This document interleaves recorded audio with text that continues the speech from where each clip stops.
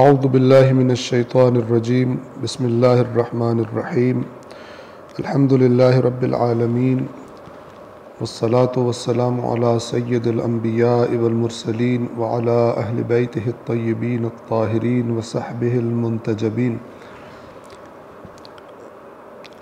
گزشتہ درس میں ہم نے قرآن کریم کے دوسرے جز میں سورۃ البقرہ آیت نمبر 194 تک تمام کیا تھا۔ آج انشاءاللہ سورۃ البقرہ کی آیت نمبر 195 سے 202 تک پہلے تلاوت کریں گے اور پھر جس قدر ممکن ہوا ان آیات کی ترجمہ اور ان کی وضاحت آپ کی خدمت میں عرض کریں گے۔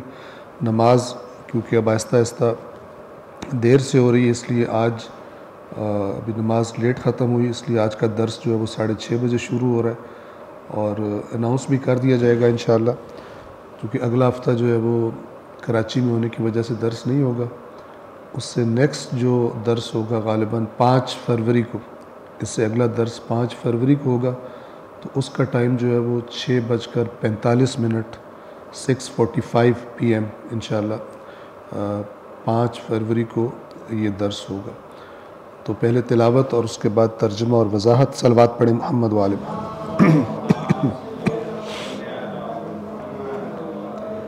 اعوذ باللہ من الشیطان الرجیم بسم اللہ الرحمن الرحیم وَأَنفِقُوا فِي سَبِيلِ اللَّهِ وَلَا تُلْقُوا بِأَيْدِيكُمْ إِلَى التَّهْلُكَةِ وَأَحْسِنُوا إِنَّ اللَّهَ يُحِبُّ الْمُحْسِنِينَ وَأَتِمُّوا الْحَجَّ وَالْعُمْرَةَ لِلَّهِ فَإِنْ أُحْصِرْتُمْ فَمَا اسْتَيْسَرَ مِنَ الْهَدْيِ ولا تحلقوا رؤوسكم حتى يبلغ الهدي محله فمن كان منكم مريضا أو به أذى من رأسه ففدية من صيام أو صدقة أو نسك فإذا أمنتم فمن تمتع بالعمرة إلى الحج فما استيسر من الهدي فمن لم يجد فصيام 3 أيام في الحج و7 إذا رجعتم تلك 10 كاملة ذلك لمن لم يكن أهله حاضر المسجد الحرام واتقوا الله واعلموا أن الله شديد العقاب الحج أشهر معلومات فمن فرض فيهن الحج فلا رفث ولا فسوق ولا جدال في الحج وما تفعلوا من خير يعلمه الله وتزودوا فإن خير الزاد التقوى واتقون يا أولي الألباب ليس عليكم جناح أن تبتغوا فضلا من ربكم فإذا أفضتم من عرفات فاذكروا الله عند المشعر الحرام واذكروه كما هداكم وإن كنتم من قبله لمن الضالين ثم أفيضوا من حيث أفاض الناس واستغفروا الله إن الله غفور رحيم فإذا قضيتم مناسككم فاذكروا الله كذكركم آباءكم أو أشد ذكرا فمن الناس من يقول ربنا آتنا في الدنيا وما له في الآخرة من خلاق ومنهم من يقول ربنا آتنا في الدنيا حسنة وفي الآخرة حسنة وقنا عذاب النار أولئك لهم نصيب مما كسبوا والله سريع الحساب صدق اللہ العلی العظیم۔ صلوات پڑھیں محمد والے۔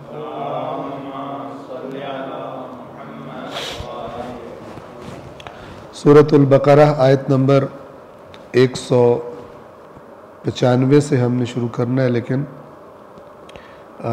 پچھلی 2 آیات کا ہم ترجمہ تکرار کر لیں تاکہ موضوع ذہن میں دوبارہ سے تازہ ہو جائے۔ جیسا کہ بتایا گیا تھا، یہ پس منظر ان آیات کا جب رسول اللہ صلی اللہ علیہ وآلہ وسلم عمرہ کے لیے تشریف لائے، عمرہ نہیں کرنے دیا گیا اور معاہدہ ہوا صلح حدیبیہ کے نام سے۔ تو جب مسلمان آ رہے تھے تو جو احتمالات تھے کہ شاید وہ حملہ کر دیں، جنگ ہو جائے، تو مسلمانوں کو بھی اپنے دفاع میں جہاد کا حکم دے دیا گیا، اور اسی کے ضمن میں یہ باتیں بیان ہو رہی تھی۔ آیت نمبر 193 میں فرمایا تھا، اور تم ان سے اس وقت تک لڑو کہ فتنہ باقی نہ رہے اور دین اللہ ہی کے لیے ہو جائے، یعنی غالب جو قانون ہے، آئین معاشرے میں، علاقے میں، وہ اللہ کا ہو، دوسرے اس کے لیے اس کے خلاف اٹھ کے کھڑے نہ ہو سکے، طاقت تمہارے پاس ہو، اس حد تک جنگ کرنی۔ ہاں اگر وہ باز آ جائیں تو ظالموں کے علاوہ کسی کے ساتھ زیادتی نہ ہوگی۔ یہاں پر ہم یہ عرض کر دیں کہ یہ جو لفظ ہے عدوان کا بنیادی معنی ہوتا ہے حد سے تجاوز کرنا، لیکن یہ جس کانٹیکسٹ میں لفظ آ رہا ہے، تو جیسے اس سے پچھلی آیت میں گزرا تھا کہ جو تم پہ تجاوز کرے فَمَنِ اعْتَدَىٰ عَلَيْكُمْ فَاعْتَدُوا عَلَيْهِ بِمِثْلِ مَا اعْتَدَىٰ عَلَيْكُمْ، تم اتنا ہی تجاوز کرو جس کے لفظ زیادتی کا بھی استعمال کر رہے ہیں، ورنہ خود بذات خود زیادتی غلط ہے۔ زیادتی یعنی زیادہ کر دینا، حد سے بڑھ جانا، تو وہ مراد ہی نہیں ہے۔ تو تم اسی طرح تجاوز کرو جس طرح اس نے تجاوز کیا۔ یہاں اگر وہ زیادتی والا لفظ لیں تو تم اتنی ہی زیادتی کرو جتنی اس نے زیادتی کی ہے۔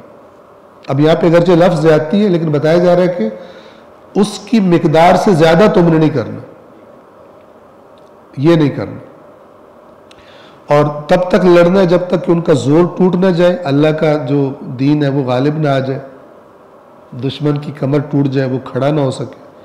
ہاں اگر وہ باز آ جائے تو پھر سوائے بڑے مجرموں کے کہ جن سے خطرات ہیں اور جن کے پہلے جرائم بڑے ہیں، تو باقی کسی پر تجاوز نہیں کیا جائے گا۔ اور اس کی بہترین مثال خود فتح مکہ ہے کہ پوری طرح اختیار اور اقتدار ہونے کے باوجود اللہ کے نبی نے عمومی معافی کا بھی اعلان کیا، اور ساتھ ساتھ چند افراد کو اس معافی سے استثناء کر دیا، یعنی ان کو معافی نہیں ہے، اور ان کے قتل کا حکم صادر فرمایا۔ تو یہ بالکل انہی آیات کے مطابق عمل کیا گیا۔ چونکہ یہاں پہ لفظ عدوان آیا، زیادتی آیا، تو زیادتی سے بعض لوگوں کے ذہن میں جاتا ہے کہ زیادتی سے مراد یہ ہے کہ وہ زیادتی کرے، ہم بھی زیادتی کریں۔ نہ، یہ کہا جا رہا ہے کہ جو اس نے جتنا کیا ہے اتنا ہی تم بھی کرو۔ 194 میں یہ تھا، حرمت والے مہینے کا بدلہ حرمت کا مہینہ ہی ہے، یعنی اگر وہ لحاظ کرے تو تم لحاظ کرو، وہ لحاظ نہیں کرتا تو تم بھی پھر اس کا جواب دو۔ اور حرمتوں کا بھی قصاص ہے، یعنی جتنی حرمتیں توڑی جائیں گی ان کا قصاص کیا جائے گا، لہٰذا جو تم پر زیادتی کرے تو تم بھی اس پر اسی طرح زیادتی کرو جس طرح اس نے تم پر زیادتی کی ہے۔ یہ وہ والی آیت جو میں عرض کر رہا تھا۔ اور اللہ سے ڈرتے رہو، یعنی اس میدان جنگ میں بھی ہمیشہ اللہ کا خوف، اللہ کا تقوی تمہارے ساتھ رہے، اور جان لو کہ اللہ پرہیزگاروں کے ساتھ ہے۔ یعنی اللہ وہ نہیں ہے، اللہ وہ یعنی سپہ سالار لیڈر نہیں ہے کہ اگر اپنی فوج جیت گئی ہے تو کہے چونکہ تم نے جنگ لڑی ہے لہذا تم پہ سب کچھ حلال ہے، جو مرضی کرو، مارو پیٹو، کھا جاؤ، بدماشیاں کرو۔ یہ والا طریقہ کار دین کا طریقہ کار نہیں ہے۔ کتنی زبردست بات کی جا رہی ہے کہ یہ سارے احکامات کے ساتھ ساتھ تمہارے پاس کیا چیز ہونی چاہیے؟ واتقوا اللہ، اللہ کا تقوی تمہارے ساتھ ہو، وَاعْلَمُوا، اور جان لو کہ اللہ تقوی والوں کے ساتھ ہے۔ اگر تم تقوی چھوڑو گے خدا بھی اپنی توفیقات تم سے اٹھا لے گا، تم بھی دنیا کے ظالموں اور تجاوز کرنے والوں کی طرح اللہ کے کاغذات میں گویا لکھ دیے جاؤ گے۔ یہاں تک ہم نے کر لیا تھا 195 نمبر آیت سے آج ہم آگے بڑھیں گے۔ آپ توجہ فرمائیے، یہ آیت جو ہے اس میں اللہ کے راستے میں خرچ کرنے کا حکم دیا جا رہا ہے۔ قرآن کریم نے ایک بہت تفصیلی بیان فرمایا ہے انفاق کے بارے میں، اللہ کے راستے میں خرچ کرنے کے بارے میں۔ پہلے بھی ہم آپ کی خدمت میں عرض کرتے رہتے ہیں۔ اس آیت کریمہ میں سورۃ البقرہ کی آیت نمبر 195 میں اللہ نے انفاق نہ کرنے کو جوڑ دیا ہے ہلاکت سے۔ یعنی خرچ نہ کرنا اللہ کے راستے میں، یہ اللہ بتا رہا ہے کہ گویا سب سے بہتر وہی جاننے والا ہے کس کام کا نتیجہ کیا نکلتا ہے، کس کام کو ترک کرنے کا نتیجہ کیا نکلتا ہے۔ فرما رہا ہے اگر تم اسے ترک کر دو گے تو گویا تم سمجھ رہے ہو تم نے اپنا مال بچا لیا، لیکن تم نے اپنے ہاتھوں سے خود کو ہلاکت میں ڈال دیا۔ یہ انفاق نہ کرنا تمہاری ہلاکت کی صورت میں نکلے گا۔ اور یہ یہاں پر ہلاکت سے مراد یہ نہیں ہے کہ آخرت میں، بلکہ اوپر کی آیات دنیا میں جہاد کی ہو رہی ہے، اور جہاد کے لیے ظاہر ہے مال کی ضرورت پڑتی ہے۔ منافقین مدینہ تنگ تھے رسول اللہ سے، کہتے تھے کہ یہ جب سے آئے ہر روز کوئی نیا ان کا پھڈا ہوا ہوتا ہے، ہر روز کوئی نئی جنگ ہوتی ہے، اور ہم مر گئے ہیں چندہ دے دے کے۔ ہر روز کہتا ہے کہ اب یہ لے آؤ اللہ کے راستے۔ چونکہ منافق کے دل میں ایمان نہیں ہوتا، اس کو بوجھ لگتا ہے۔ ورنہ جب ہم کوئی اپنے لیے چیز خریدتے ہیں، کوئی پلاٹ خریدتے ہیں، کوئی اپارٹمنٹ خریدتے ہیں، کوئی گھر خریدتے ہیں، گاڑی خریدتے ہیں، کوئی تکلیف ہوتی ہے؟ نہیں ہوتی، انجوائے کر رہے ہوتے ہیں۔ ہم ہماری چیز بن گئی ہے، ہم پلاٹ کے مالک بن گئے، ہم جی اپارٹمنٹ کا مالک بن گئے، ہم سونے کے مالک بن گئے، ہم موبائل کے مالک بن گئے، لذت آتی ہے، ٹھیک ہے، لیکن اللہ کے راستے میں خرچ کرنے کی وہ لذت نہیں آتی۔ کیوں؟ یہ ایمان کا نقص ہے، یہاں سے ٹیسٹ ہوتا ہے بندہ۔ انسان یہ نہیں سمجھ رہا کہ یہ دے کر میں کسی چیز کا مالک بن رہا ہوں، کہ سمجھ رہا ہے میں دے رہا ہوں، میرے ہاتھ سے جا رہا ہے۔ تو جیسے جیسے انسان کا ایمان، زبانی ایمان نہیں بلکہ وہ قرآنی ایمان، اور محمد و آل محمد نے جس کی تعریف کی ہے، ڈیفائن کی ہے، وہ ایمان، وہ جیسے جیسے زیادہ ہوتا ہے، اللہ تبارک و تعالیٰ کے احکام پہ عمل کرنا انسان کے لیے ایک لذیذ چیز بنتا جاتا ہے۔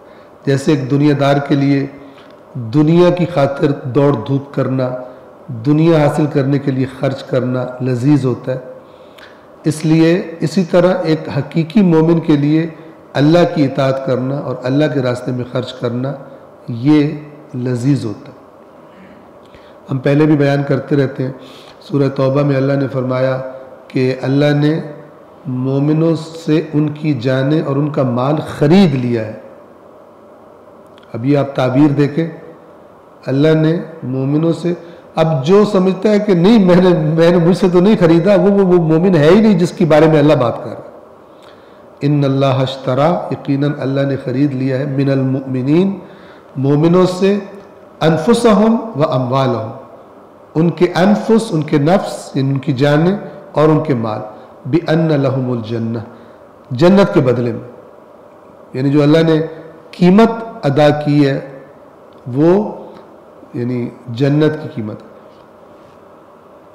اور پھر فرمایا کہ چونکہ وہ آیات بھی جہاد کے تناظر میں ہے، غزوہ تبوک کے تناظر میں آیات ہے، تو پھر اللہ نے فرمایا کہ یقاتلون فی سبیل اللہ۔ اب جس نے اللہ کو اپنی جان اور مال بیچ دی ہے، پھر وہ جو سب سے شدید موقع ہے قتال کا، جنگ لڑنے کا، تو یہ پھر ایسے ہو جاتے ہیں، یقاتلون فی سبیل اللہ، اللہ کے راستے میں قتال کرتے، فیقتلون، جب موقع آئے جنگ کا اور سامنے والے کو قتل کرنا پڑے قتل بھی کر دیتے، بزدل نہیں ہوتے، وَيُقْتَلُونَ، اور ظاہر ہے جب قتل کرنے والی جگہ ہے تو قتل ہو بھی سکتا ہے بندہ، تو قتل کرتے بھی ہیں اور قتل کر دیے جاتے بھی ہیں۔ یہ چونکہ جو ہمارے یہاں پر نا جان ہے تو جہان ہے، تو مومن جو ہے وہ جان بھی اپنی اللہ کو کے راستے میں دینے کے لیے آمادہ ہو جاتا ہے، گویا واقعاً اپنے اختیار سے سودا کر لیتا ہے کہ میری جان پر بھی اور میرے مال پر بھی مجھ سے زیادہ اللہ کا اختیار ہے۔ اور اسی طرح قرآن نے فرمایا النبی اولی بالمؤمنین من انفسہم، نبی مومنوں پر، مومنوں کی جانوں پر خود ان سے زیادہ حق رکھتا ہے۔ یعنی اگر میں مومن ہوں اور میں اپنے بارے میں کوئی رائے رکھتا ہوں، کوئی پلان رکھتا ہوں، اور اللہ کا رسول کوئی اور آ کے بات کر دے، تو میرا ایمان کب سچا ہے؟ جب میں اللہ کے رسول کی بات کو اپنی بات پہ ترجیح دے دوں. النبی اولا بالمؤمنین من انفسہم، نبی اولا ہے مومنوں پر خود ان کے اپنے نفسوں سے زیادہ. بس یہ ایمان کی علامات بتائیں. تو انفاق اصل میں ایمان کی علامت ہے، اور خاص طور پر جب انفاق کو انسان بوجھ محسوس کر کے نہ کرے، لذت لے. جیسے میں نے عرض کیا کہ دنیا کی پراپرٹی بناتے وقت لذت ملتی ہے، حالانکہ جیب سے پیسے جا رہے ہوتے ہیں، ہو سکتا ہے کہیں سے قرضہ بھی لیا ہو، لیکن ہم کہتے ہیں بس کوئی نہیں، قرضہ تو اتر جائے گا لیکن جائیداد تو بن جائے گی نا. تو اگر اللہ کے وعدوں پر وہی ایمان ہے جیسا دنیا کی پراپرٹیوں پر ایمان ہے، تو پھر اس کا نتیجہ کیا نکلے گا؟ اللہ کے راستے میں خرچ کرنے کو انسان یہ نہیں سمجھے گا بس کہ جا رہا ہے میرے پاس. لہٰذا اللہ تعالیٰ نے یہ جو نام رکھا ہے زکوٰۃ، آپ کو معلوم ہے زکوٰۃ کا معنی ہی ہوتا ہے بڑھنا. زکوٰۃ کا جو لفظی میننگ ہے وہ ہے گروتھ. اللہ تعالیٰ نے اس مال دینے کا نام ہی بڑھنا رکھا، یعنی تم یہ کم نہیں ہو رہا تمہارا بلکہ بڑھ رہا ہے. تم سمجھ رہے تمہارے پاس سے کم ہو رہا ہے، چونکہ تمہاری آنکھیں وہ نہیں دیکھ رہی جو اللہ تبارک و تعالیٰ جانتا ہے. بڑھ رہا ہے، زکوٰۃ کا معنی بڑھنا، گروتھ ہے. اب جس کو جیسے وہ لذت میں نے عرض کی آتی ہے کہ میں یہ پیسے دے رہا ہوں اور میں پلاٹ کا مالک بن رہا ہوں، گاڑی کا مالک بن رہا ہوں، خوش ہوتا ہے. اسی طرح اگر ادھر بھی ایمان ایسا ہی ہو تو خوش ہوگا کہ میں پراپرٹی کا مالک بن گیا ہوں اللہ کے پاس مثال کے طور پر، اور اللہ تعالیٰ کے پاس میں نے انویسٹ کیا ہے. اگر یہ اللہ کے راستے میں خرچ نہیں ہوتا تو ایسا نہیں ہے کہ کچھ نہیں ہوگا. جو لوگ یہ فکر رکھتے ہیں یا جن قوموں میں یہ فکر آ جائے کہ میں ہوں، میرا گھر ہے، میری بیوی ہے، میرے بچے ہیں، اور بس یہیں پہ دائرہ ختم ہو جائے، تو اللہ تعالیٰ فرماتا ہے یہ اصل میں اس دائرے سے باہر اگر تم خرچ کرنے والے نہیں ہو تو اپنے ہاتھوں سے اپنے آپ کو ہلاکت میں ڈال رہے. اب جن قوموں کی آپ ترقی دیکھ رہے ہیں دنیا میں، تو انہوں نے اپنے آپ کو طاقتور بنانے کے لیے سرمایہ گزاری کی، بڑے بڑے بجٹ رکھے، بڑے دماغوں کو پرورش کرنے کے لیے، تحقیقات کے لیے، علم کے لیے، اور جو چیزیں ایک قوم کے طاقتور بننے کا سبب ہے اس میں سرمایہ گزاری کی، اس میں بہت زیادہ پیسہ لگا ہے. ٹھیک ہے. اب آج کی ماڈرن دنیا میں اس کا نام آپ مثلا آپ یورپ وغیرہ اور ادھر دیکھ لیں، گورنمنٹ جو ٹیکسز لیتی ہے، تو مثلا ٹیکسز کا ایسا، میں کوئی اس کا اسپیشلسٹ نہیں ہوں، ایک جو جس حد تک انفارمیشن ہے اس حد تک بات کر رہا ہوں، ممکن ہے کوئی سکم بھی ہو بیچ میں، یہ میرا شعبہ نہیں ہے، لیکن جو معلوم ہوتا رہتا ہے کہ اگر کوئی بندہ بے روزگار ہے، اس کا بھی بے روزگاری کا الاؤنس لگا ہوا ہے، اس کو ملتا ہے، پیسے ملتے ہیں. بچہ پیدا ہوتا ہے، بچے کی تعلیم ایک خاص عمر تک وہ گورنمنٹ کے ذمے ہے، وہ اس بچے کو پڑھائے گی اور سارا اس کے اخراجات وغیرہ برداشت کرے گی. اسی طرح اگر ڈائیورس ہوئی خاتون ہے، اس کا ایک اس کو ملتا ہے، اور دیگر چیزیں کہ جن کا ہمارے اسلامی ممالک میں مثلا اگر ہے بھی تو ان کے مقابلے کا نہیں ہے جو وہاں پہ ہو رہا ہے. وہ پیسہ گورنمنٹ کے پاس کہاں سے آتا ہے؟ وہ پیسہ گورنمنٹ کے پاس اپنے عوام سے ہی آتا ہے جن کے پاس زیادہ ہے، اور تقسیم ہوتا ہے. تقسیم کا ایک مثلا اچھا نظام بنا ہوا، ورنہ تو اگر یہ ہو کہ عوام سے جا رہا ہے، ٹیکس جا رہے ہیں، لیکن وہ نیچے آتے ہی نہیں، دوبارہ اوپر ہی کھا جاتے ہیں. کچھ دبئی پہنچ جاتا ہے، کچھ مثلا انگلینڈ پہنچ جاتا ہے، کچھ کسی اور جگہ آف شور کمپنیز میں پہنچ جاتا ہے، فلان وغیرہ. تو وہ کرپشن ایک الگ معاملہ ہے. لیکن یہ پیسہ کہ جو جن کے پاس زیادہ مال ہے ان سے لے کر دیا جائے، اور قرآن کے لفظ یہ کہ یہ اس لیے کئی لا یکون دولتم بین الاغنیاء منکم، تاکہ یہ مال تمہارے جو اغنیاء ہیں یعنی جو امیر لوگ ہیں، مالدار لوگ ہیں، انہی کے ہاتھوں میں نہ گھومتا رہے، سرکولیٹ نہ کرتا رہے. دولتن یعنی سرکولیٹ کرنا. یہ اللہ نے اس لیے کیا ہے تاکہ مال جو ہے وہ لوگوں کے ہاتھوں میں نہ گھومتا رہے، خاص طبقے کے.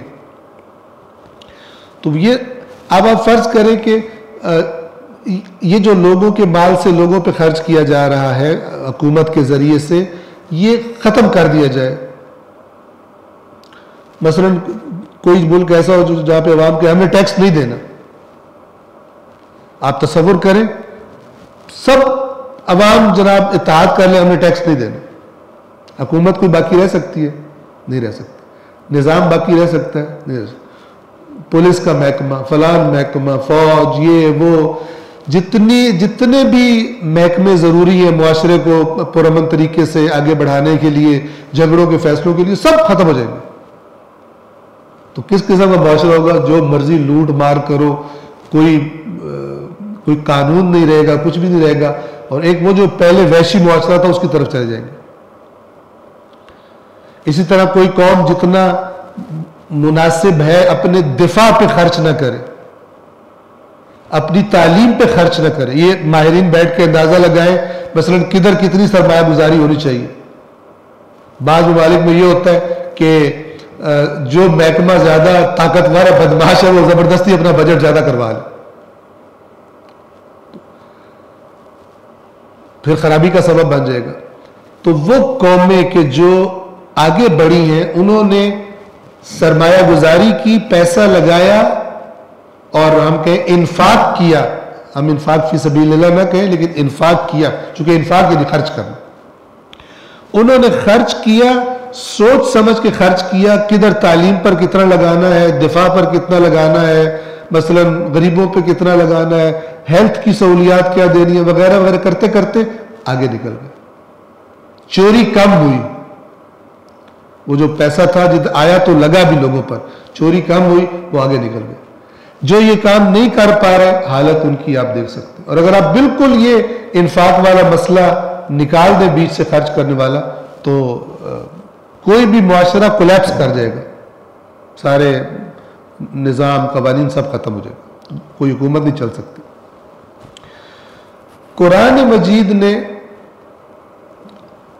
واجبات بھی رکھے ہیں شریعت اسلام نے کہ وہ دیے بغیر تمہارے پاس چارہ ہی نہیں.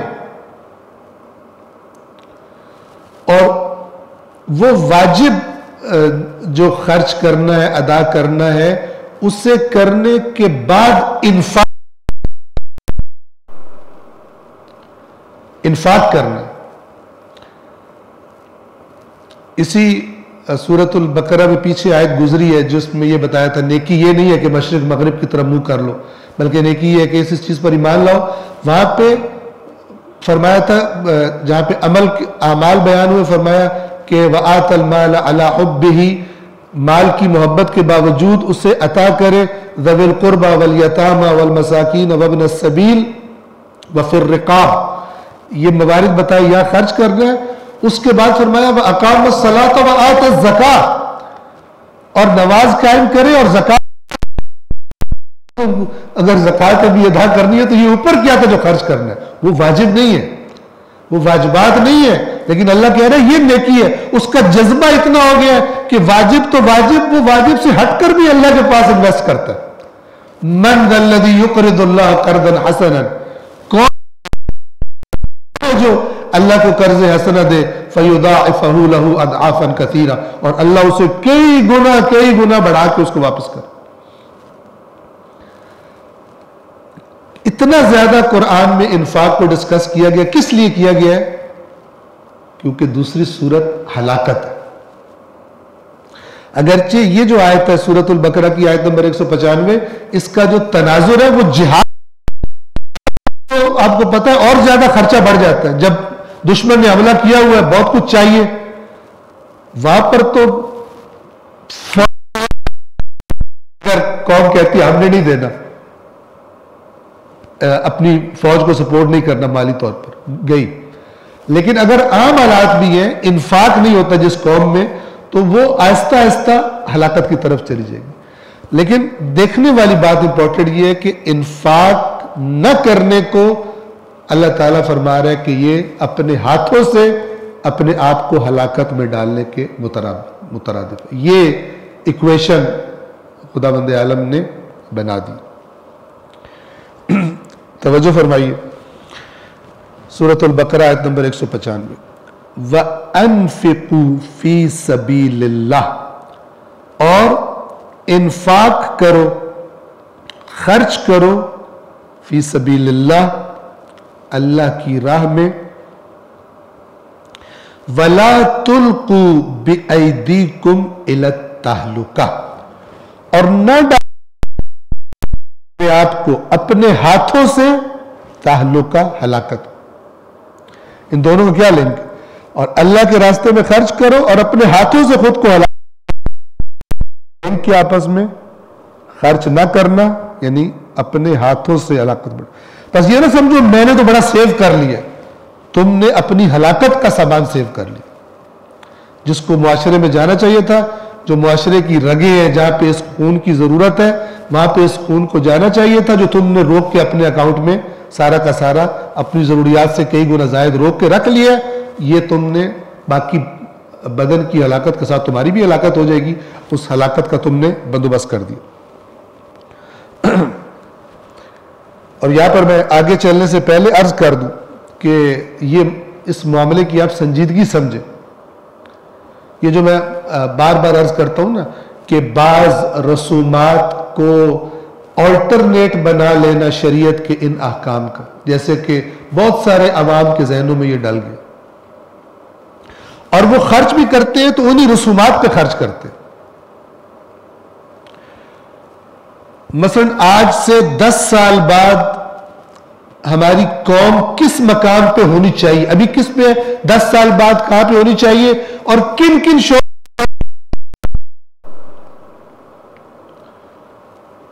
اب رہنمائی کرنے والے جو عوام کو بتائیں گے وہ ان سے کہیں گے کہ قوم کامیاب ہو جائے گی دیگے پکانے سے، بریانی کھانے سے، ٹھیک ہے، تو وہ لوگ ادھر شروع کر دیں گے. لیکن بتانے والے بتائیں گے نہیں، قوم جو ہے کامیاب ہوگی کہ تعلیمی میدان 10 سال کے بعد ہم یہ کام کر چکے ہوں قوم کے لیے. تعلیمی میدان میں مختلف مثلا شعبوں میں اتنے افراد ہمارے حتمن جانے چاہیے. وہ ایک سست آدمی کہتا ہے وہ یار اتنی ٹینشن کون لے، دیکھ پکاؤ جنت لو، فلان کرو، بہترین آرڈر دو شہر کی بہترین مٹھائی کی دکان سے یا بیکری سے، اور جناب یا دیسی گھی کا پکڑ کے دیکھ پکاؤ کھلاؤ، ادھر سے جنت مل رہی ہے. ٹھیک ہے، ایک آدھی ایسی حدیث سنی ہوتی ہے. ہوا کیا ہے، بعض لوگ ہمیں برا بھلا کہنا شروع کر دیتے ہیں کہ اس کو کوئی پرابلم ہے. لیکن پرابلم یہ ہے کہ آیا ائمہ اہل بیت سے منسوب جو بعض خاص رسومات کی جاتی ہیں، آیا وہ باقی شریعت کا آلٹرنیٹ ہے، ادھر سے چھٹی مل گئی ہے. جس کی یہ تربیت ہوئی ہے وہ بدترین گمراہی میں، اور جنہوں نے اس طرح کی ذہنیت بنائی ہے وہ خطرناک ترین کلپریٹ اور کرمنل اور مجرم ہے قوم کے. جنہوں نے مثلا بلکہ یہ انفقوا فی سبیل اللہ بھی خاص جگہ ایک ہے، ان کی اپنی ذہنیتیں اس سے، کیونکہ ادھر لگے گا تو میری جیب میں بھی آئے گا، میری دال روٹی بھی چکن مٹن بن جائے گی جو دال روٹی ہے. اگر ادھر لگے گا تو اسی کے ادھر ہی خرچ کرنے کے فضائل پڑھتے جو خوب. باقیوں کے مقابلے میں تمہاری قوم جنت کے خواب دکھا رہے. اگر آپ اللہ نے جو دین قرآن میں بیان کیا ہے اگر آپ اس کو دیکھیں گے آپ کو یہ بات واضح ہو جائے گی کہ اللہ تبارک و تعالی اسلام کا رزلٹ دنیا میں ہی دیتا ہے. اسلام پر عمل کا رزلٹ دنیا میں عزت، دنیا میں وسائل کی فراوانی، دنیا میں مثلا عزت و اقتدار، یہ دنیا میں رزلٹس ہے اسلام کی. اللہ نے وعدہ کیا، ان کی طرف سے توجہ ہٹا دی، چند خاص چیزوں پہ لگا دی، ادھر ہی لگائی جاؤ اور ٹیکا لگ گیا کہ تمہاری جنت بھی کنفرم ہوگی، فلان ہوگی. ہے نہیں ایسا. روح اسلام بغیر اللہ کی کتاب پڑھے نہ سمجھ آ سکتی ہے، اور اس کو ترجیح میں رکھے بغیر عوام کو جو دین بتا رہے ہیں نہ ہی وہ عوام کو صحیح بتا سکتے ہیں کہ یہ دین ہے کیا چیز. لہذا وہ جسے کہتے ہیں نا ٹرین کی پٹڑی کا کانٹا بدل دینا. عوام بیٹھی ہے، سفر بڑا زبردست سفر ہو رہا ہے ٹرین کا، اس کی رخ ہی بدل دیا گیا کہیں اور. سمجھ رہے ہیں منزل پہ جا رہے ہیں، ہمارا تو منزل کنفرم ہوا، ہم نے سب سے بیسٹ جگہ پر پہنچ جائے. اب اس انفاق کی امپورٹنس دیکھیے. اللہ تبارک و تعالیٰ نے قرآن میں خرچ نہ کرنے والوں کو کے بارے میں دو باتیں جو بھی میرے ذہن میں آ رہی ہیں، دو رزلٹس بتائے. ایک سبب بتایا، ایک رزلٹ بتایا. سبب اللہ کے راستے میں خرچ کر رہا، یہ قیامت کو نہیں مانتا، جھٹلاتا ہے. یعنی اللہ نے فیصلہ کر دیا. اگر تجھے مزہ آ رہا ہے کہ یہ پیسے دینے سے تو گاڑی کا مالک بن رہا ہے، تجھے کیوں نہیں تیرا دل کر رہا اللہ کے راستے میں خرچ کرنے کا؟ اس لیے کہ تو نہیں مانتا اس کو. چاہے تو پیدا ہوا مسلمان کے گھر اور تو کہتا ہے میں مانتا ہوں، تو نہیں مانتا. ورنہ اگر تو ادھر اتنا دنیا کے لیے بھاگ سکتا ہے تو ادھر خدا کے راستے میں کیوں نہیں دے سکتا تو؟ یہ اللہ کا سوال ہے. لہذا اللہ کہتا ہے نہیں مانتا تو. ایک ریزن خرچ نہ کرنے کا خدا کے راستے میں. دوسرا اس کا نتیجہ، جو اللہ کے راستے میں خرچ نہیں کرتے تھے ان کو شفا.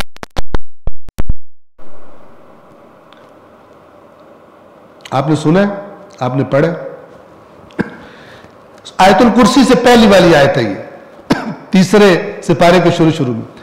یا ایھا الذین آمنوا، اے وہ لوگوں جو ایمان لائے، انفقوا مما رزقناکم، جو اب دیکھیں قرآن کا کتنا بیان واضح ہے.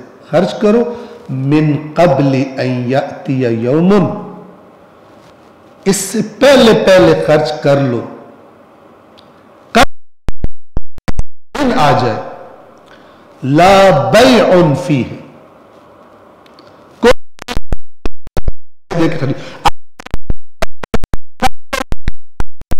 اجر خرید سکتے ہو اس کا، اس دن نہیں کر سکو.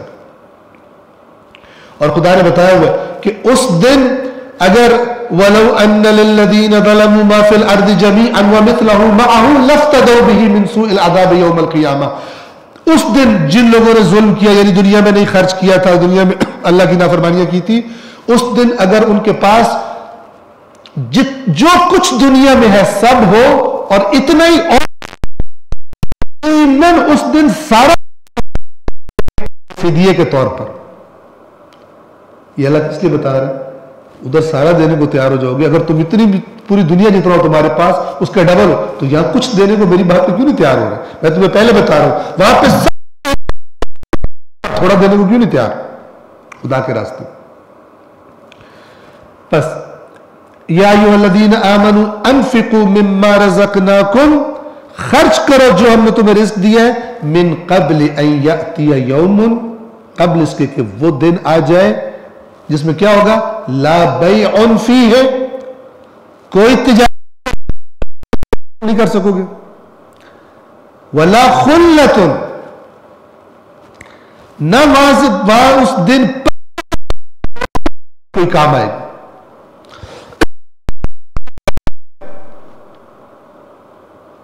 ولا شفاع،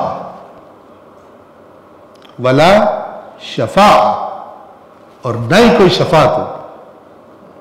اب اس آیت کا ربط تلاش کریں. ان تینوں چیزوں کا ربط کس سے؟ انفاق سے. اس آیت میں یہ نہیں کہا گیا اے اے ایمان والو اللہ کی عبادت کہ جس دن نہ بیع ہوگی، نہ خلہ ہوگی، نہ شفاعہ ہوگی. نہیں کہا گیا. کیا کہا گیا؟ انفقوا، خرچ کرو کہ جس دن نہ خرید و فروش ہوگی، نہ پکی دوستیاں ہوں گی کام آئے گی. پکی سے پکی دوستی بھی کام نہیں آئے گی، کچی کی تو بات ہی چھوڑ دو.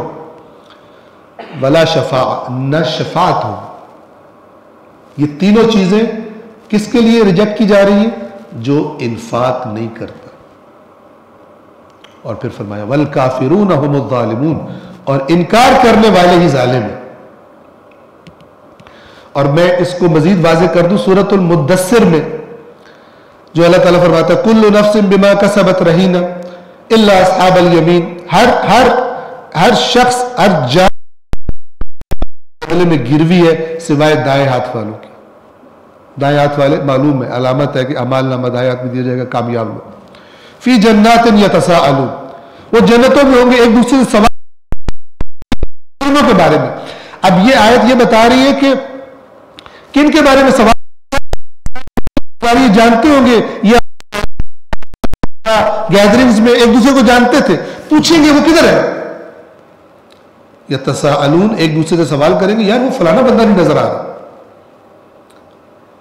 پھر اللہ گویا ان کا ڈائریکٹ ویڈیو کی زبان میں جہنمیوں کے ساتھ کہے گا وہ جن کے سوال کرو وہ یہ ادھر پڑھو. پھر وہ ان سے ڈائریکٹ پوچھیں گے ما سلککم فی سقر، تمہیں کیا چیز جہنم میں لے کے آئی ہے. جواب سنے جہنمیوں کے. یہ اللہ تعالیٰ نے احسان کیا، پہلے بتا دیا، بڑے بڑے ریزنز بتائیں گے جہنم میں کیوں ہے. نمبر 1 ہم نمازیوں میں نہیں تھے، نماز کی ہماری مسئلہ خراب تھا. نمبر 2 انفاق، وَلَمْ نَكُ نُطْعِمُ الْمِسْكِينَ، ہمیں مسکینوں کو کھلانے والے نہیں تھے. ہم یہ مسکین کو نہ کھلانے والا یعنی انفاق نہ کرنے والا. وَكُنَّا نَخُوضُ مَعَ الْخَائِضِينَ، ڈسکشنز ادھر کی ادھر، سیاستیں، یہ پتہ نہیں کیا کیا تجزیے انالیسس کرتے تھے، ان کا وہ ٹائم لگا دیا ہم نے. وَكُنَّا نُكَذِّبُ بِيَوْمِ الدِّينِ، ہم آخرت کو نہیں مانتے تھے. اس حقیقت کا اظہار کریں گے، اس حقیقت کا اظہار کریں گے. حَتَّى أَتَانَا الْيَقِينَ، یہاں تک کہ ہمیں موت آ گئی. اس کیفیت میں ان کوالٹیز کے ساتھ نمازیوں میں نہیں تھے. مسکین کو کھانا نہیں کھلاتے تھے، اور میں یاروں بیلیوں کے ساتھ گپوں میں ادھر کے موضوعات ادھر جا رہے ہیں، دنیا الٹ پلٹ ہو رہی ہے، یہ کرتے تھے. ہمیں یہاں تک کہ موت آ گئی. اب آگے اللہ کیا فرماتا ہے جو میں شفاعت کی بات کر رہا تھا، فما تنفعهم شفاعت الشافعین، شفاعت کرنے والوں کی شفاعت انہیں کوئی نفع نہیں دے گی. اب یہ اللہ نے قرآن میں جب سراحت سے بیان کر دیا، قرآن مجید کی پاور کو سمجھیں آپ کہ یہ کون سا ٹیکسٹ ہے. اس کے بعد اگر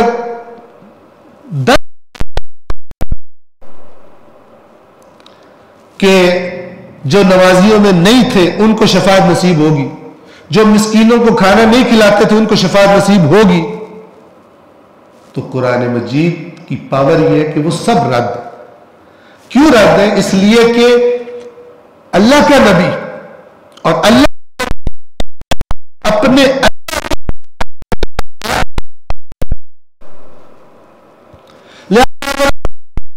کوئی خطیب، کوئی ان باتوں سے، ان پرنسپل سے ٹکرا رہی ہے. اگر آپ نے قرآن پڑھا ہوگا صحیح طرح تو پتہ چل جائے گا یہ تو دھوکہ ہے. اگرچہ دیا بڑے پاک ناموں کے ذریعے جا رہا ہے لیکن ہے دھوکہ. لیکن کس کو پتہ چلے گا؟ جس کا لنک، جس کا رابطہ اللہ کی کتاب کے ساتھ پراپر ہے. ورنہ یہ کیسی بات ہے؟ آپ خود یہ کام کیے، ان کو شفاعت اللہ کا رسول آ کے کہے نہیں میں کر دوں گا تمہارے، یہ کیسے ہو سکتا ہے؟ کیسے ہو سکتا ہے؟ امام رضا علیہ السلام اصول کافی کے اندر یہ روایت موجود ہے. ایک بندہ آیا امام سے بحث کر رہا تھا, تم کہتے ہو اللہ کو نہیں دیکھا جا سکتا. امام نے کہا کہ امام کی الفاظ اس حدیث میں یوں ہے کہ تم کہتے ہو کہ ایک اللہ کا نمائندہ آئے اور اللہ کی طرف سے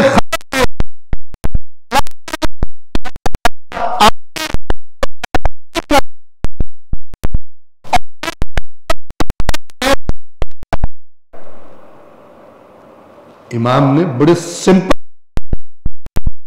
کہ ایک اللہ کا رسول آئے اور اللہ کا نمائندہ آئے اور آ کے کہے کہ آنکھیں اس کا ادراک نہیں کر سکتی, اور پھر تھوڑی دیر بعد کہے میں نے دیکھا ہے. جب امام نے یہ تدرکہ الابصار بنایا, اور پھر تم کہتے ہو کہ وہی بندہ آ کے کہہ رہا ہے کہ نہیں میں نے دیکھ لی, دیکھا جا سکتا اس کو. تو اس شخص نے, ابو قرہ اس کا نام تھا, اس نے امام سے فرمایا اتکذب بالروایات, آپ حدیثوں کو جھٹلا. امام سے فرماتا, امام سے کہتا ہے کہ آپ حدیثوں کو جھٹلا. امام نے جملہ کیا فرمایا اس روایت کے مطابق اذا كانت الروایات مخالفة للقرآن کذبتها.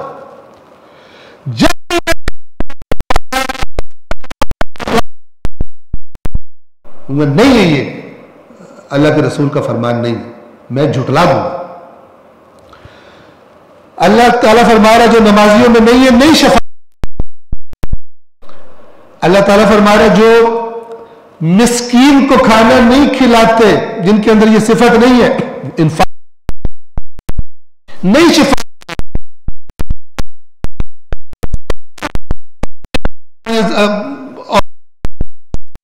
کہتا ہے اس کی طرف توجہ نہیں دی, ایسے ہی محفلوں میں زندگی گزار دی ہے, ان کو شفاعت نہیں نفع دے گی. کیسے اللہ کا رسول آ کر ائمہ اہل بیت آ کر کہہ سکتے ہیں, گویا کہ کہہ رہے ہیں یہ تو اللہ تعالیٰ کی مثلا انہوں نے ایک دفعہ بات کر دی لیکن ہم ہیں نا تمہیں پرابلم, کیسے کہہ سکتے؟ اس طرح قوموں کی تباہی ہوتی ہے جب پھر ان ہستیوں کے نام. اللہ کا قرآن تو محفوظ ہے, تو لوگ آئے اور انہوں نے پوری کی پوری امت کی گمراہی کے لیے اللہ کے رسول سے ائمہ اہل بیت سے منسوب کر کے ایسی چیزیں ڈال دی جو خلاف قرآن ہے. خلاف قرآن ہے لیکن ان میں پیکج لگتے ہیں, ذمہ دار وہ اس کی طرف اٹریکٹ ہو جاتے ہیں, جبکہ وہ بتانے والے بتا گئے خلاف قرآن کچھ قبول مت کرو. آپ دیکھیں قرآن مجید کی کتنی حیاتی پوزیشن ہے ایک مسلمان کی زندگی میں, اس کے نظریات, اس کے افکار, اس کے عقائد میں. لیکن افسوس کے ساتھ اس قرآن کو زندگیوں سے نکال دیا گیا ہے, زندگیوں میں لیکن اس شکل میں نہیں ہے جس شکل میں ہونا چاہیے تھا. مختلف اور شکلوں میں, تاکہ ان کو یہ بھی نہ ہو کہ ہم نے چھوڑ دیا قرآن کو, وہ دھوکہ بھی ان کو رہے کہ ہے ہمارے پاس قرآن, لیکن وہ اللہ نے انہیں قرآن دیا اس پہ لگا دیا گیا. وَأَنفِقُوا فِي سَبِيلِ اللَّهِ وَلَا تُلْقُوا بِأَيْدِيكُمْ إِلَى التَّهْلُكَةِ, اور اللہ کے راستے میں انفاق کرو, خرچ کرو اور خود کو اپنے ہاتھوں سے ہلاکت میں نہ ڈالو. وَأَحْسِنُوا, احسنوا حسن سے ہے. ایک ہوتا ہے کسی عمل کو کر دینا, ایک ہوتا ہے کسی عمل کو بہترین طریقے سے کرنا. آپ جیسے ٹیچر کاپیاں چیک کرتے ہیں نا, نوٹ بکس چیک کرتا ہے بچوں کی, کچھ نوٹ بکس ایسی ہوتی ہے کہ وہ سارا گویا کہ لیسن اس کو خود ہی لکھنا پڑتا دوبارہ, ہر سپیلنگ مسٹیک, رائٹنگ گندی, لاپرواہی سب کچھ ہوتا ہے. اور ایسی نوٹ بک اس کے سامنے آتی ہے کہ اس کو دیکھ کے ٹیچر کو بھی مزہ آتا ہے, یہ اس بندے نے محنت کی ہے. یہ معنی ہے احسنوا کا, یعنی کسی کام کو ایک ہے بس کرنا تھا, اللہ کا شکر ہے ہو گیا, جیسے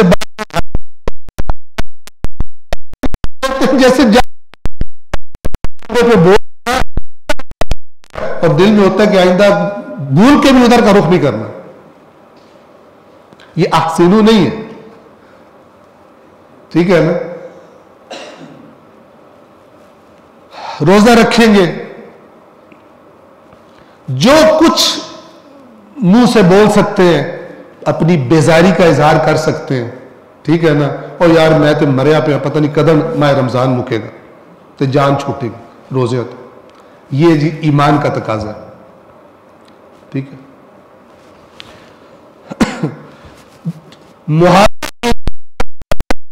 نمازیں بخشوا،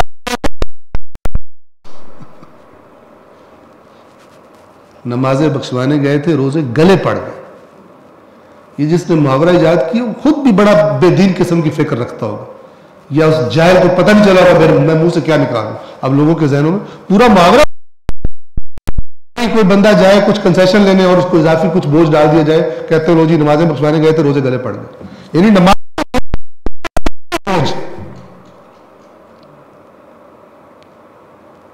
اسلام کا ایٹیٹیوڈ نماز یعنی معراج مومن، یہ کہہ رہا بوجھ۔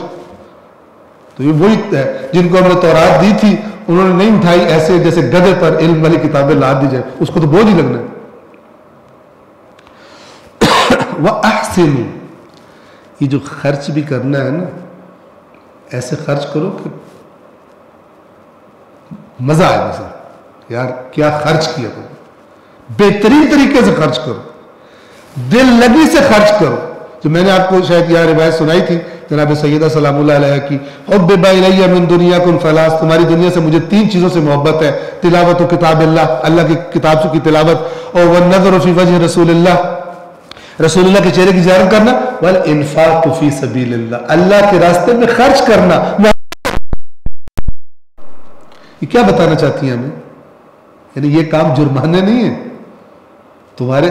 تمہارا ایمان تب ٹھیک ہوگا جب تمہیں بھی لذت آنا شروع ہو جائے ان کاموں، تمہیں بھی تلاوت قرآن میں لذت آئے، تمہیں بھی انفاق میں لذت آئے۔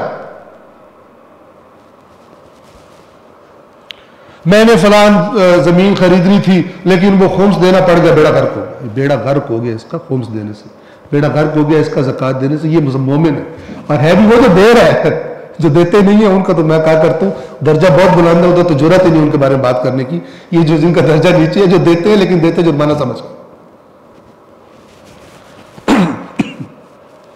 آپ سوچیں نا، اللہ تعالیٰ سن رہا ہے، یہ کہہ رہا ہے کہ نمازیں بخشوانے گئے تو روزے گلے پڑ گئے، میں ان کو بچت کے لیے، ان کی نجات کے لیے چیز دے رہا ہوں، اتنا میں اجر دوں گا، ثواب دوں گا، یہ کہہ رہا ہے گلے پڑ گئے۔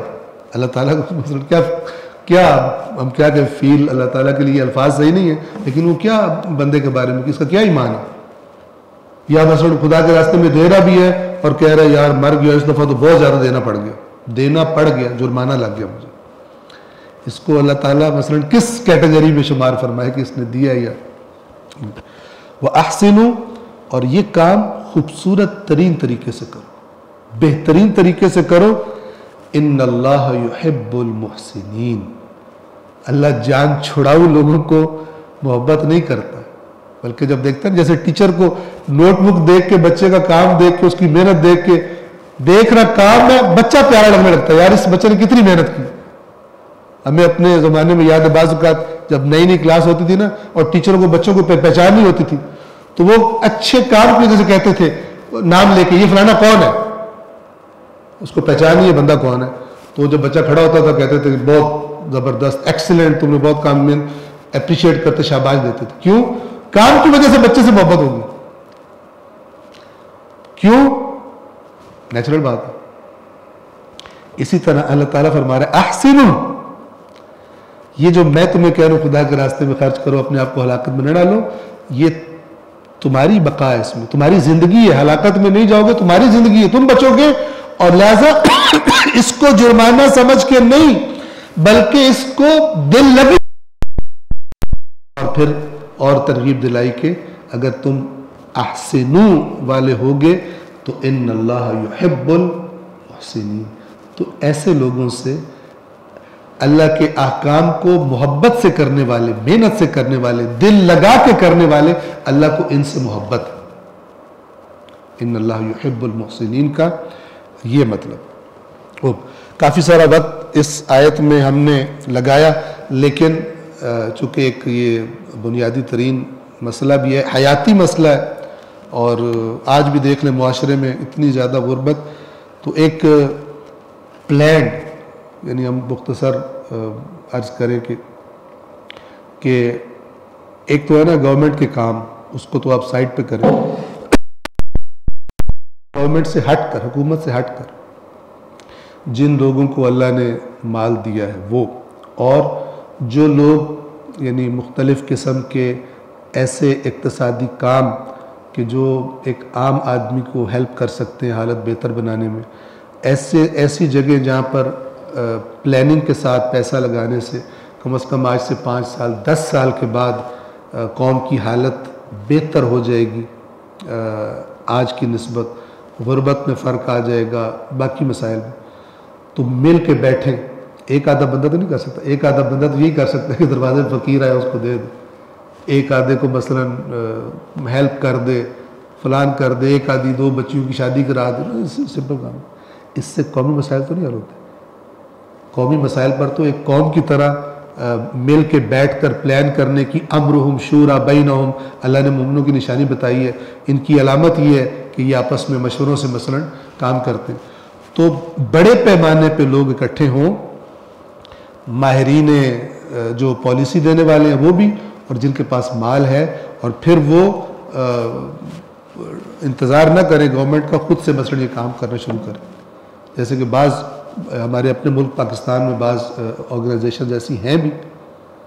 تو اس طرف موو کرنے کا اللہ کہہ رہا ہے، ورنہ کہہ رہا ہے کہ اپنے آپ ہاتھوں سے اپنے آپ کو ہلاکت میں ڈالنے کے مترادف. اور جب اللہ کہہ دے اس کا مطلب ہے اس میں کوئی شک شبے کی بات نہیں ہے. میں ترجمے کو ریپیٹ کر رہا ہوں.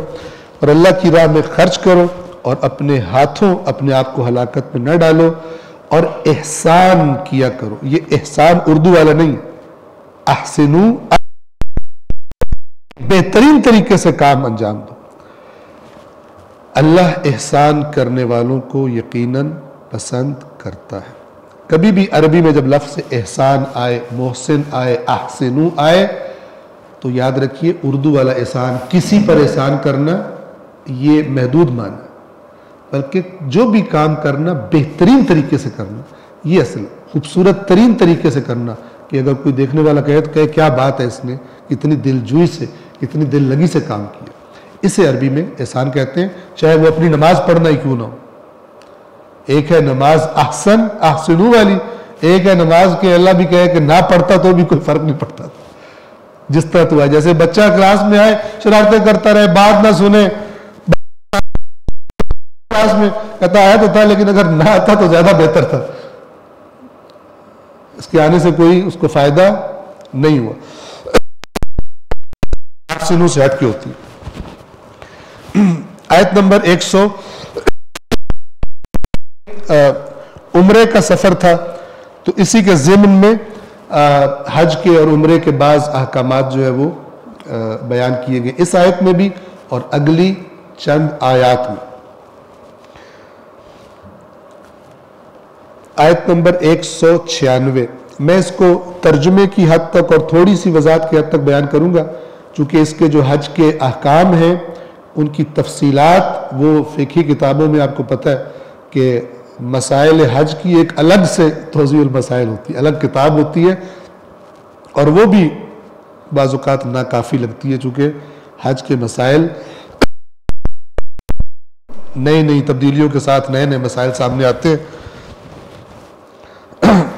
وَأَتِمُّ الْحَجَّ وَالْعُمْرَةَ لِلَّهِ، یعنی یہ تم نے جو جہاد شہاد جو کرنا تھا یہ کر لیا اور تمہارے لیے راستے صاف ہو گئے، اب اللہ کے لیے تمام کرو، مکمل کرو، انجام دو حج کو اور عمرے کو. یعنی یہ حج اور عمرہ اللہ کے لیے.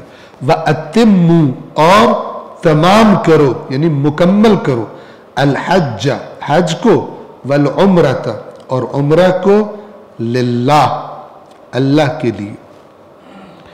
فَإِنْ أُحْصِرْتُمْ،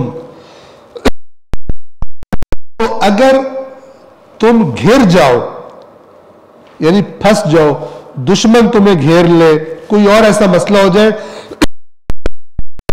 جاری نہیں رکھ سکتے تم، حج کے لیے نکل پڑے ہو لیکن اب گر گئے ہو، فَمَسْتَيْسَرَ مِنَ الْحَدْيِ، تو پھر جیسی قربانی میسر آئے کر دو۔ اب میں نے عرض کیا تفصیل فقہی کتابوں میں ہے کہ بعض حج ایسے کہ جس میں قربانی ساتھ لے کے چلتے تھے۔ جب قربانی ساتھ لے کے جا رہے ہیں راستے میں، جیسے رسول اللہ جانور ساتھ لے کے چلے تھے قربانی کے لیے جب مکہ کی طرف چلے تھے، اندر نہیں جانے دیا گیا، تو پھر وہیں پر جانور قربان کیے جہاں پر وہ صلح ہوئی تھی۔ اس کے بعد اللہ کے نبی نے حکم دیا یہی سارے سر منڈوا لیں اور یہیں پر سارے اپنے جانوروں کو قربان کریں۔ تو باقی فقہی کتابوں میں یہ تفصیل ہے کہ اگر خود نہیں جا سکتا اپنا جانور بھیج سکتا ہے اس جگہ پر جہاں قربانی ہوتی ہے، اور اگر جانور بھی وہاں نہیں بھیج سکتا تو جس جگہ پر ہے اسی جگہ پہ جانور کی قربانی کر دے۔ ان احصرتم، تو اگر گھر جاؤ، کہیں گرفتاری میں پھنس جاؤ، فَمَسْتَيْسَرَ مِنَ الْحَدْيِ، تو پھر جیسی بھی قربانی میسر ہو وہ کر دو۔ وَلَا تَحْلِقُوا رُؤُوسَكُمْ، اور اپنے سروں کو نہ منڈواؤ۔ قربانی سے پہلے انسان سر نہیں منڈوا سکتا، آپ کو پتا جو حج میں جاتے ہیں ان کو معلوم ہے، قربانی کا پتہ چلتا ہے کہ ہو گئی ہے اس کے بعد سر منڈوائے جاتے ہیں۔ اور اپنے سروں کو نہ منڈواؤ حَتَّى يَبْلُغَ الْهَدْيُ مَحِلَّهُ، جب تک کہ ہدی کہتے ہیں قربانی کے جانور کو، ہدیہ گویا کہ حل پہ نہ پہنچ جائے، یعنی جہاں اسے قربان ہونا تھا وہ قربانی ہو نہ جائے، سر نہ منڈواؤ۔ فَمَنْ كَانَ مِنْكُمْ مَرِيضًا، تو جو کوئی تم میں سے مریض ہو، بیماری ہو کوئی اس کو، او بِهِ اَذًا مِّن رَأْسِهِ، یا اس کے سر میں کوئی تکلیف ہو جس کی وجہ سے وہ سر نہ منڈوا سکتا ہو، پڑ جائے یا مراد یہ کہ سر میں کوئی ایسی تکلیف ہے کہ جس کی وجہ سے اس کو سر منڈوانا ہے اور اتنا انتظار نہیں کیا جا سکتا کہ وہ قربانی کا ٹائم آئے اور قربانی اپنی جگہ پہ کی جائے۔ اگر ایسا ہو، یہ دین اسلام نے، شریعت اسلام نے ڈیڈ اینڈ کہیں بھی نہیں بنایا۔ جو فقہی احکام ہے، اگر ایک چیز کرنے میں مشکل ہے انسان کے لیے تو اللہ نے اس کا آلٹرنیٹ حکم دیا ہوا، اور بلکہ وہاں پہ یہ تاکید کی گئی ہے کہ وہاں پہ یہ نہیں کہنا نہیں میں تو بڑا پکا مومن ہوں، میں نے تو وہی کرنا ہے۔ مثلا اگر کہا جائے پانی، پتہ چل جائے پانی بدن کے لیے ضرر رکھتا ہے، نقصان دہ پانی، بندہ کہے نہیں میں تو وہ وضو ہی قبول نہیں ہے، وہ وضو نہیں ہوگا اور اس سے نماز بھی ٹھیک نہیں ہوگی، چونکہ اس وقت پھر کہا گیا تیمم کرنا۔ پھر یہ نہیں کہنا کہ میرا ایمان دوسروں سے زیادہ، میں نے تیمم نہیں کرنا، چاہے مر جاؤں میں نے تو غسل ہی کرنا ہے۔ ایسا نہیں ہے شریعت اسلام میں۔ اللہ تعالیٰ فرماتا ہے یرید اللہ بکم الیسر ولا یرید بکم العسر، اللہ تمہارے لیے آسانی چاہتا ہے، تمہارے لیے مشکل نہیں چاہتا۔ ما جعل علیکم فی الدین من حرج، اللہ نے دین میں تمہارے لیے حرج قرار نہیں دیا کہ مرتے مر جاؤ وضو ہی کرنا، مرتے مر جاؤ تو غسل ہی کرنا، ایسا نہیں ہے۔ تو یہاں پر بھی وہی بات ہے کہ اگر تم میں سے کوئی بیمار ہو یا اس کے سر میں تکلیف ہو تو کیا کرے وہ؟ فَفِدْيَةٌ، تو فدیہ دے۔ فدیہ کیا کیا چیزیں ہیں؟ من صیام، روزوں سے، او صدقۃ، یا صدقہ، او نسک، یا قربانی۔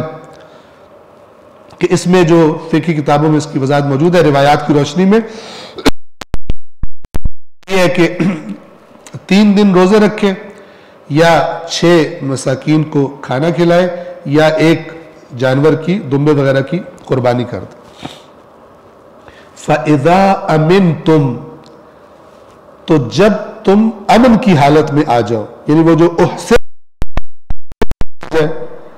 امن کی حالت میں آ جاؤ، فَمَنْ تَمَتَّعَ بِالْعُمْرَةِ إِلَى الْحَجِّ، تو جو بھی عمرے سے بہرہ مند ہو حج کے آنے تک، اسے کہتے ہیں حج تمتع۔ تمتع متعہ سے ہے، جو متعہ کا لفظ ہے، متاع بھی اسی سے ہے، فائدہ اٹھانا کسی چیز سے۔ عمرہ اور حج کے لیے الگ الگ لوگ آتے تھے، لیکن دور سے آنے والوں کے لیے وہ لوگ جن کے گھر جو روایات میں بیان اس کے مطابق تقریباً 88 کلومیٹر مکہ کا جو ریڈیس ہے 88 کلومیٹر کا، اس سے باہر جن کے گھر ہیں ان کے لیے یہ آسانی رکھی گئی کہ وہ ایک ہی سفر میں عمرہ اور حج دونوں کر سکتے، لیکن جن کے 88 کلومیٹر کے اندر گھر ہیں ان کے لیے حج تمتع نہیں ہوتا. اس کی تفصیل فقہی کتابوں میں موجود ہے. وہ حج قران کرتے ہیں یا حج افراد کرتے ہیں، اعمال کا تھوڑا بہت فرق ہوتا ہے حج تمتع سے. لیکن حج تمتع والے کیا کرتے ہیں، وہ پہلے عمرہ بھی کر لیتے ہیں، ایک ہی سفر میں عمرے کا بھی اور حج کا ثواب بھی ان کو میسر آ جاتا ہے. یہ اس کی طرف اشارہ ہے. فمن تمتع، اور چونکہ دونوں چیزوں سے فائدہ اٹھاتے ہیں اس کا نام حج تمتع رکھ دیا گیا. تو جو بھی فائدہ اٹھائے عمرے سے حج تک، حج کے آنے تک، فمستیسر من الحج، تو جو بھی میسر ہو قربانی دے. فمن لم یجد، تو جس کو جو اسے نہ پائے، یعنی قربانی غربت ہوتی تھی، قربانی کی مثلا کی قابلیت نہیں تھی، جیب میں اتنا تھا ہی نہیں کہ قربانی دے، تو جو ایسا نہ کر سکے، یعنی قربانی نہ دے سکے، تو پھر وہ کیا کرے، فَصِيَامُ ثَلَاثَةِ أَيَّامٍ فِي الْحَجِّ، رکھے 3 دن حج کے دوران، وَسَبْعَةٍ إِذَا رَجَعْتُمْ، اور 7 روزے رکھے جب تم واپس پلٹ آؤ. 3 ادھر ہی اور 7 روزے اپنے گھر واپس آ کر. تِلْكَ عَشَرَةٌ کاملہ، یہ عشرہ کاملہ ہے، یعنی پورے 10. لیکن یہ حکم کس کے لیے ہے، ذَلِكَ لِمَنْ لَمْ يَكُنْ أَهْلُهُ حَاضِرِ الْمَسْجِدِ الْحَرَامِ، یہ حکم اس کے لیے ہے جس کے اہل، یعنی جس کے گھر والے، اہل و عیال مسجد الحرام کے نزدیک نہ رہتے ہوں، جو میں نے پہلے عرض کر دیا. ان کے لیے پھر دوسرے حج، حج قران ہے، حج افراد ہے. وَاتَّقُوا اللَّهَ، اور ہر حکم اللہ کا وہ تبھی صحیح ہوتا ہے کہ جب تقوی کی بنیاد پہ انجام پائے، اور اللہ کا تقوی اختیار کرو. وَاعْلَمُوا، اور جان لو، ان اللہ شدید العقاب، کہ اللہ شدید عقاب والا ہے. عقاب اصل میں عقب سے، جو چیز پیچھے پیچھے آتی ہے. چونکہ جب کوئی جرم کرتا ہے اس کی سزا اللہ کے قانون میں اس کے پیچھے پیچھے آتی ہے، اس لیے اسے عذاب کو عقاب بھی کہا جاتا ہے. گویا کہ فالو کر رہا ہے وہ تمہارے پیچھے پیچھے آ رہا ہے. اور شدید العقاب ظاہر ہے کہ شدت سے عذاب دینے والا، معاقبہ کرنے والا. یہاں پہ آپ توجہ فرمائیں، یہ جو آخری جملہ ہے وَاتَّقُوا اللَّهَ إِنَّ اللَّهَ شَدِيدُ الْعِقَابِ، یہ بتا رہا ہے کہ حج کے معاملے کو، عمرہ کے معاملے کو غیر سنجیدہ لینا، یہ اللہ تعالیٰ کے عقاب کا باعث. اب چونکہ ہمارا وقت بھی تمام ہو چکا ہے، لیکن ایک آدھا نقطہ ضرور بیان کرنا چاہوں گا. یعنی ایسا نہیں ہے جس طرح آج کل بعض لوگوں کا مزاج دیکھنے میں آتا ہے، بعض چیزیں ہمارے معاشرے میں ایسی رائج ہوئی ہیں جو نہ صرف یہ کہ قرآن کے مطابق نہیں ہے بلکہ بالکل برعکس ہے. ایسا لگتا ہے کہ شیاطین نے یہ کام کیا ہے، اور ظاہر کامیاب اس لیے ہوئے کہ جن پر یہ کام کیا ہے وہ ان کو پہلے قرآن سے دور کر چکے تھے، ان کو قرآن کے بیان پتہ ہی نہیں تھا کہ اللہ نے کیا بات کی ہے، لہذا وہ ان کو لے کے چل پڑے جو ان کے ذہنوں میں القاء کر دیا گیا. بالکل بےہودہ سی بات جو ہم نے اس معاشرے میں دیکھی ہے کہ بعض لوگ بالکل ٹھیک ٹھاک ہیں، مالی اعتبار سے بھی ٹھیک ہے، حج نہیں کرتے. پوچھو جی حج پہ کیوں نہیں جا رہا؟ بچوں کی ذمہ داریاں ہیں، یہ ادا کرنی ہے. اس کے بچہ جی کتنا ہے؟ ابھی 6 سال کا. ذمہ داری کیا ادا کرنی؟ شادی کرنی اس کی. بچی ابھی 7 سال کی ہے، ذمہ داری شادی کرنی. حج کا نام لوگ کہتے ہیں ابھی بچوں کی ذمہ داری ہیں. گرمیوں میں پتہ چلتا ہے انگلینڈ گیا ہوا ہے بچوں کو ساتھ لے کر. یعنی انگلینڈ میں سیر و تفریح کرنا یا دبئی جانا یا فلان جگہ چلے جانا، اس سے بچوں کی ذمہ داریوں پہ کوئی فرق نہیں آ رہا، کوئی سیونگ میں فرق نہیں آ رہا. حج کا جب کہا جائے تم پہ واجب ہے، ذمہ داریاں ادا کر لیں تو پھر چلے جائیں گے. اصل میں ان کو شیطان نے دھوکہ دیا ہوگا. انہوں نے یہ سنا کہ جو حج کر کے آتا ہے وہ ایسے ہو جاتا ہے جیسے آج ماں کے پیٹ سے دنیا میں آیا، کوئی گناہ نہیں ہوتا. تو کہتا ہے کہ پہلے ٹکا کے جو کرنا کر لوں، اینڈ پہ حج کروں. لہٰذا اکثر لوگ ایسے حج پہ جاتے ہیں کہ جو اس عمر میں حج پہ جاتے ہیں کہ جن کے ساتھ جاتے ہیں ان کا بیڑا بھی غرق کیا ہوتا ہے ویل چیئرز پر. اب جو تو مجبوراً جن کو تاخیر ہو گئی ہے ان کی بات الگ ہے، لیکن جنہوں نے تاخیر اس طرح کی ہے کہ مالدار تھے، سیٹھ تھے، فلان تھے، نہیں کیا حج، اب چل بھی نہیں سکتے. اب جس کو ساتھ لے کے جا رہا ہے اس کا بھی بیڑا غرق کیا ہوا. آپ کو پتہ ہے، آپ نے دیکھا ہوگا وہاں پہ ویل چیئرز، آپ آگے چل رہے ہو، پیچھے سے کسی کی ویل چیئر لگ جائے، آپ کو پتہ چلے گا آٹے دال کا بھاؤ کیا ہوتا ہے. زخمی ہو جاتے ہیں لوگ. پھر جن کو چلانا ہے اتنا لمبا، پرابلمز ہے، خود چل نہیں سکتا صحیح طرح، جبکہ حج میں بہت چلنا پڑتا ہے.